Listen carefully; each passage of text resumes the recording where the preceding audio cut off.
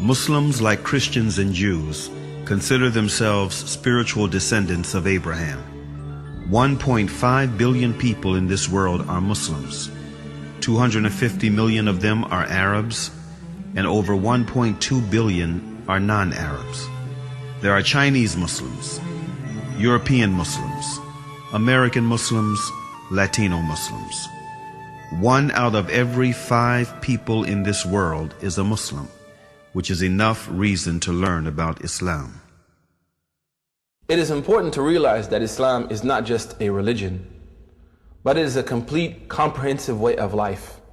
It's not something that we only do on Fridays, but it carries over into our workplace, our families, our communities, and our friends. Linguistically, in the Arabic language, the word Islam comes from the root word salama. And from this root, you can have 3 different words with 3 different meanings.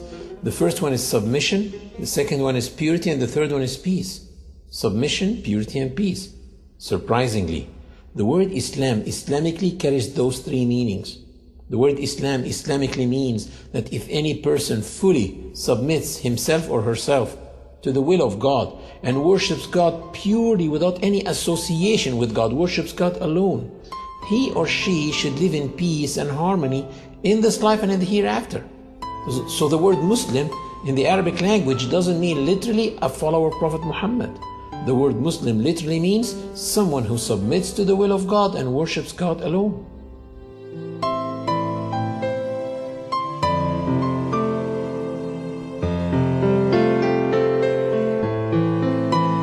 Muslims feel they are in harmony with the universe because the Quran mentioned several times that everything around them is submitting to the law of God and worshiping Him, while they are also worshiping and submitting to God. Do you not see that Allah is the one who is praised by all those who are in the heavens and in the earth? The very birds praise Him as they wing their flight. Each one knows its prayers and how to praise Him, and Allah has full knowledge of all their actions. The Quran stresses on the point of living in a worshiping universe, wherein every single being worships God in its own way, which may not be comprehended by man.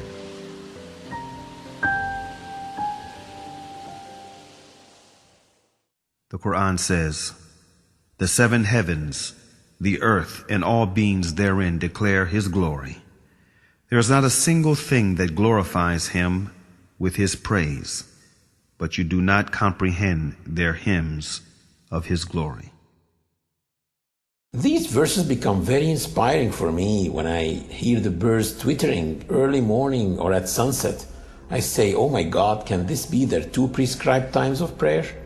Or when I go to the lake and I see the duck swimming in a V shape like that, I say, can this be a congregation prayer that they do? And this duck in the front, can it be the Imam duck? I look at the creation like musicians in a concert. Each one is playing one instrument, but at the end, all of them are contributing to the same tune. The universe is in harmony.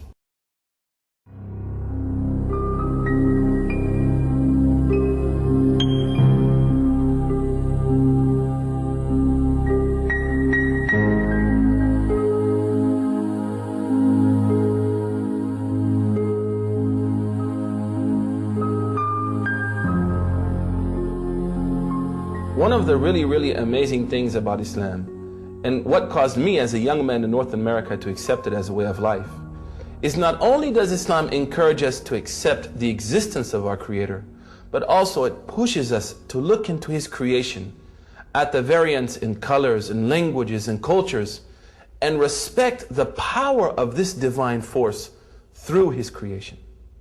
One of the most basic facts in Islam and most important beliefs is that there is a Creator. And one of the ways of recognizing His existence and mightiness is by studying creation. The Creator said to those who believe and those who do not believe in the Quran, "In the creation of the heavens and the earth, and in the alternation of the night and the day, there are signs for people of understanding."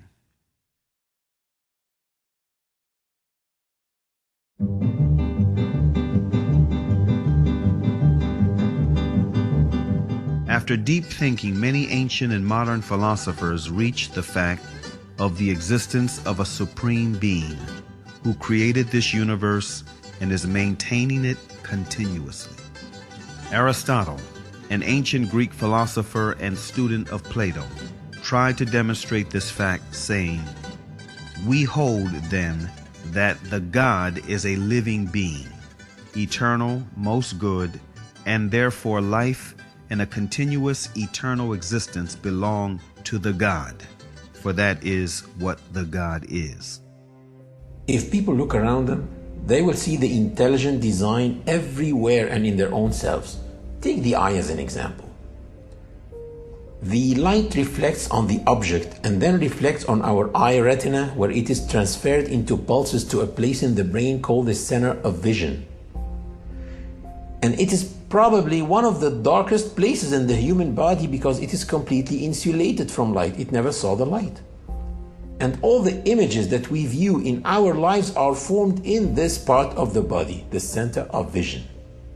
We see all these bright, sharp, three-dimensional images in this part of the body.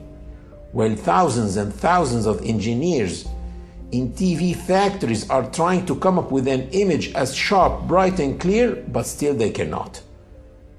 And if someone claimed that TVs that we have at home just came by chance, atoms accumulated and made those TVs, no one will believe it. But still, some people believe that the vision system came by chance.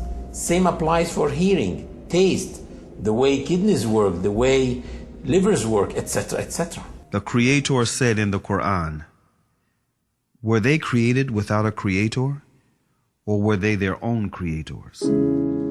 René Descartes, a noted French philosopher and one of the most influential thinkers of modern times, was led to belief in God through doubt.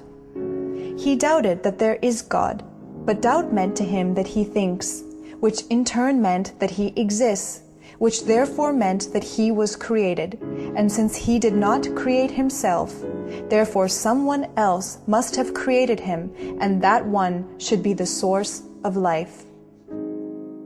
Can I be the author of my being? Or can I conserve myself at the present time? If this would be the case, then the idea of a perfect substance would be caused by my own mind.